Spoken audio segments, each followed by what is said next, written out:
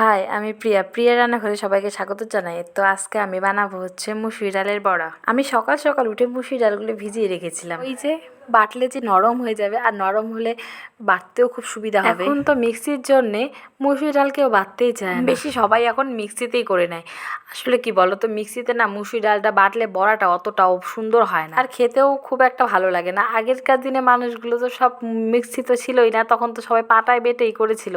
মাকে দেখতাম মুসুরি ডালের বড়া করতো সবসময় পাটা দিয়ে। আসলে আজকে সকাল সকাল মুসুরি ডালের বড়া হচ্ছে, কারণ হচ্ছে কালকে আমাদের দুজনের মধ্যে আমরা একজনও ভাত খাইনি, আমিও খাইনি, আমার হাজবেন্ডও খাইনি। যে পরিমাণে গরম পড়েছে, ভাত কি আর খাওয়া যায় বলো এত গরমে? অনেকগুলোই ভাত রয়েছে, তো ভাবলাম যে পান্তা করে রাখি। তা কালকে রাত্রে আমি পান্তা করে রেখেছিলাম, এগুলো আজকে যে বড়া দিয়ে খাবো। আমাদের বাড়িতে না পান্তা ভাত থাকলে আমার বরের ডালের বড়া লাগবেই। তারপরে ডিমের অমলেট, তো আজকে ভাবছি আর ডিমের অমলেটটা করবো না, যা পরিমাণে গরম পড়েছে। আবার ডিমের অমলেট তো আলু আর বটবটি আমি আগেই ভেজে রেখেছি, এখন শুধু ডালের বড়াটা করাই বাকি। এই যে ডালের বড়া করতে গেলে পাটাতে বেটে নিয়েছি আমি, তারপরে হচ্ছে পেঁয়াজ দিয়েছি, কালো জিরা দিয়েছি, এখানে হচ্ছে কুচিয়ে রাখা পেঁয়াজ আর লঙ্কা আমি আগে কুচিয়ে রেখেছি, মিক্সড করে দিয়ে মেখে হলুদ আর নুন স্বাদ মতো দিয়ে যে ভেজে নিচ্ছি বড়া।